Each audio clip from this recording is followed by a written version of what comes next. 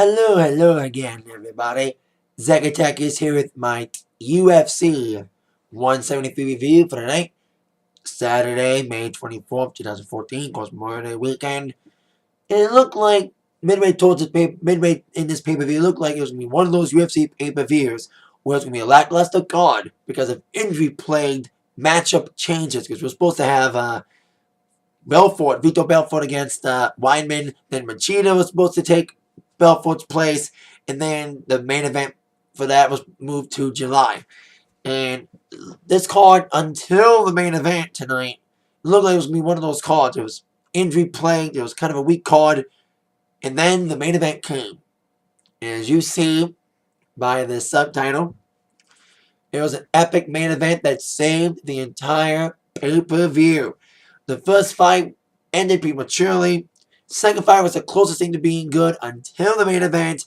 Third fight, lack of excitement, but at least an okay ending made up for the lack of excitement. And of course, the fourth fight, fucking squasher, not a lot of action, just a beatdown. In the main event, like I said, main event saved the entire pay-per-view as we would crown a new Bantamweight champion tonight, as you see by my subtitle.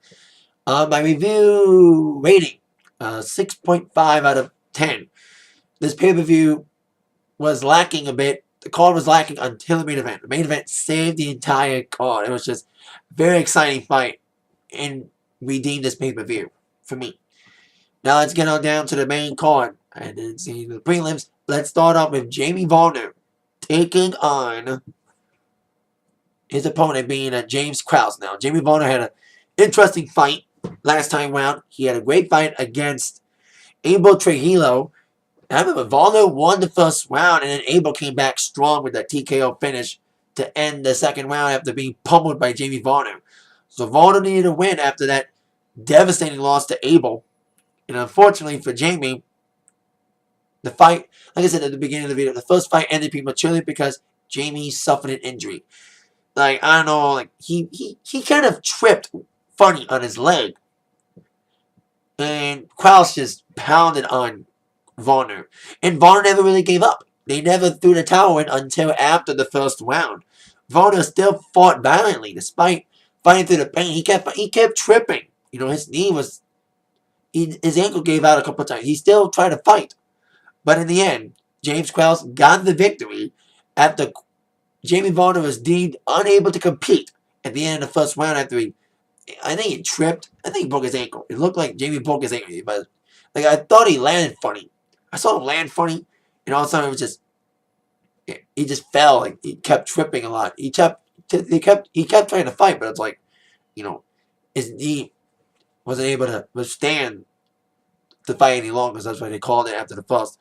2.0, just because of the fact that it ended prematurely. You know, I think this fight had a lot of potential. These guys had some great stand-up action until Varner tripped and got injured. Best wishes to Jamie. You know, I don't know the extent of his injury, but it looked pretty bad.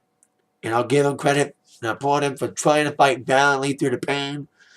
But in the end, he got caught. And like I said, best wishes to Jamie Varner. This fight could have been good if it ran longer. This would have been a good fight. At least it would have been 3 great fights instead of just 2. So it would have helped pay-per-view a little bit more if this fight would have lasted longer. But injuries happen.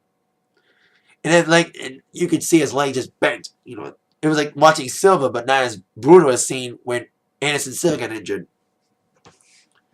Now on to our next fight. The second fight, probably the second best fight next to our main event. It was Takeya Mizugaki taking on Francisco Rivera. Now this was just a very good, decent little matchup. Takeya won the first round for sure, some great takedowns. But the second round was probably my favorite because it was a very close fight. Francisco had some great shots in. It was tough to score in that second round. It was very back and forth in that second round. And Takeya looked very good. Like, both guys looked good, especially, like I said, in that second round. It was very back and forth. Very tough to score. Very tough. Francisco had some shots in. Some great takedowns. Some great submission attempts from both guys.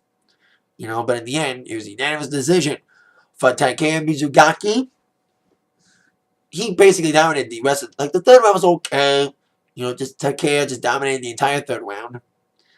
So they were 2.5 because the first 2 rounds were good. Third round was not as good as the others, but still it was a decent little fight. Good action, decent excitement, especially that second round was kind of very close because it was very close back and forth between those two in the second round, for sure.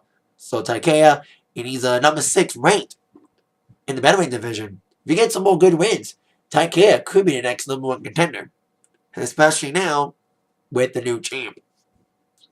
Now, over the next fight, the welterweight, speaking of champion, divisions that have a new champion, onto a bantamweight match. Of course, the first fight was lightweight. This second fight was bantamweight. We have welterweight. The man who lost to the now new welterweight champion, Johnny Hendricks, Robbie LAWLER, took on Jake Ellenberger. Now, Robbie LAWLER, in my mind, needed a win tonight, and he needed to prove that he needs a rematch. And for the first 2.5 rounds, Robbie LAWLER looked like a guy who did not deserve another shot. Because his performance until the third round, like, it wasn't really aggressive. You know, he had some good shots in, some good hits, but the action was just not exciting for both these guys. Like, the beginning of the second round, we had a little 30-second fury of excitement. They went back to a familiar pattern. It looked almost like a fight at the loose fight. A fight at the loose fight is just two guys hovering around each other, hitting little or none of each other, and just hovering on each other for 3 rounds because they don't want to lose any money. And that's what it looked like for at least 2.5 rounds. That's what it looked like for at least 2 rounds. Because LAWLER had some good shots in, but LAWLER didn't have a dominant performance. He didn't look dominant. You know, he had some good shots in, but he never looked dominant until the third round. The ending made up for the lack of excitement in the first 2 rounds. The third round, LAWLER dominated.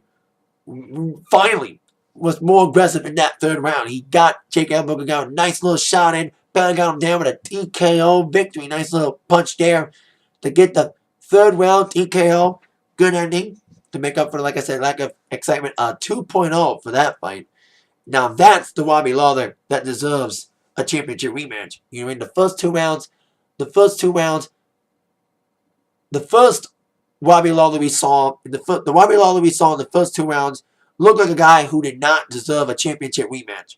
The Robbie LAWLER we saw in the ending, the Robbie LAWLER we saw in the third round, getting that TKO, looked like the Robbie LAWLER that deserves another shot against Johnny Hendricks. And LAWLER looked dominant. He basically, I thought he should have won the championship against Johnny Hendricks. I like Hendricks but Hendricks beat the shit. LAWLER beat the shit out of Hendricks in the first 3 rounds until Hendricks won the last 2. Looked more in control on LAWLER than LAWLER was on him. So that's why I think Hendricks won that. But like I said, LAWLER needed a win. But if LAWLER would have won by unanimous decision, I'd say, hey, LAWLER won. But it wasn't performance. It wasn't the performance that he needed to win. But at least he got that great finish. So at least the finish make him look good once again for another shot against Hendricks. Now on to our next fight. Probably the most, I think I said 2.0 for that last match. Yeah, 2.0 for LAWLER and Ellenberger. Now it's time for the co-main. Probably one of the most co-mains I've seen in a while. Daniel Cormier against Dan Henderson. Now, Dan Henderson's been on a roll. He had a great knockout against Shogun. But tonight, it was a Daniel Cormier show. Daniel Cormier was a combination of GSP and Brock Lesnar. Now, Daniel Cormier was like GSP. Now, I've always said about GSP. Big example. GSP took on Dan Hardy a couple years ago. Dan Hardy's a vicious knockout artist. For the entire fight, GSP took him down to the ground to not stand up because he knows that if Hardy would have stand him up, Hardy would win. Same thing with Cormier had a game plan. Take Henderson down to the ground because Hendo's got that devastating left hand. So he went the GSP route by taking him down. But then he ended up being like Brock Lesnar. It was like watching Brock Lesnar against Frank Mir. Just a motherfucking beat down. He just smothered Hendo. He had no shot. The referee never stood him up. Even Levine should be ashamed of himself for not giving Hendo a fair shake. Because Hendo was just getting his ass pummeled. He never really got a chance to get back up and try to at least fight. Cormier was just on top of him the entire damn fight. You know, like I said, he took him down like a GSP, not wanting to get knocked out by Hendo's right hand. But I call Daniel Cormier the Black Brock Lesnar because he just smothered Dan Henderson like Brock Lesnar smothered Frank Mir in the rematch at UFC 100 5 years ago this year. And Cormier won. No fucking surprise. 1.0. It was just boring. You know, like watching Cormier and Hendo was like watching the Super Bowl. One guy dominated the entire fucking match, and it was boring for the fans. You know what I mean? It's like watching the Seattle Seahawks smother the hell out of the Broncos. That's what it was. A blowout. Or in this case, a beatdown. Just Cormier just beat the shit out of Hendo. Hendo never had any breathing room. He got cut up too. You know, Cormier just smothered the shit out of him. It is a light heavyweight. I don't think Cormier deserves a championship match until he shows some fight.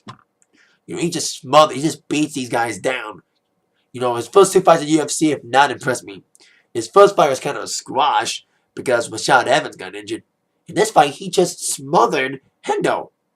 He hasn't had a chance to shine yet in UFC. You know, his first 2 fights have not impressed me yet. He needs a good fight and look good and not just beat the guy down. It's just like, he needs some excitement. There was no excitement in this fight. It was just Cormier just smothering Hendo. And Henderson's future looks grim. You know, Hendo's has been looking good lately. For 43 years old, he's been looking awesome. He had some great fights lately. His rematch against Shogun about a couple months ago, vicious knockout. Proving once again that left hand can still be vicious. But like I said, Cormier had a game plan. I understand that Cormier had a game plan. Take Hendo down to the ground because Cormier knew if he kept Hendo on the ground, Hendo will be vulnerable. And he did look vulnerable because Hendo has a devastating right hand.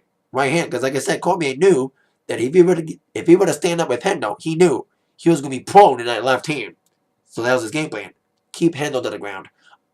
But the fans suffered because it was not entertaining. You know, it was just boring. It was just a smothering, a beatdown. It's like watching Brock Lesnar against Frank Mir, like I said. 1.0.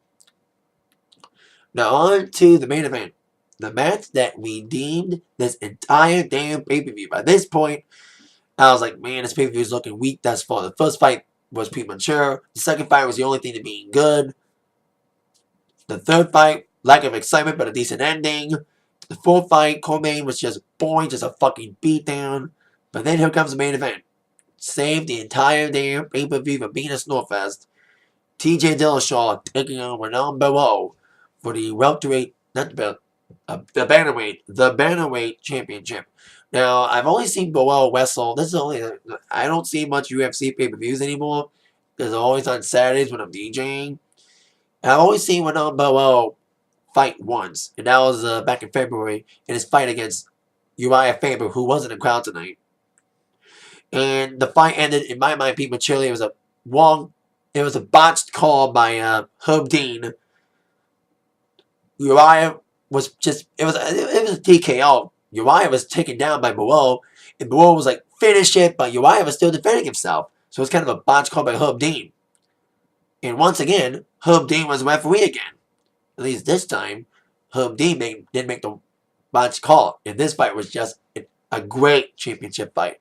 It was a slugfest all the way. And TJ Dillashaw, I didn't think anything of him. Because I thought Renan Barao was like a John Bones Jones type. You know, the guy who would never be beaten for the championship. First round, bang! TJ Dillashaw had a vicious right hand. Almost got him in the first round. He almost got him. He had a knockout attempt in that first round. He pounded on him and almost submitted him. He had him like the last minute of the first round. TJ Dillashaw just nailed the right hand and got him down.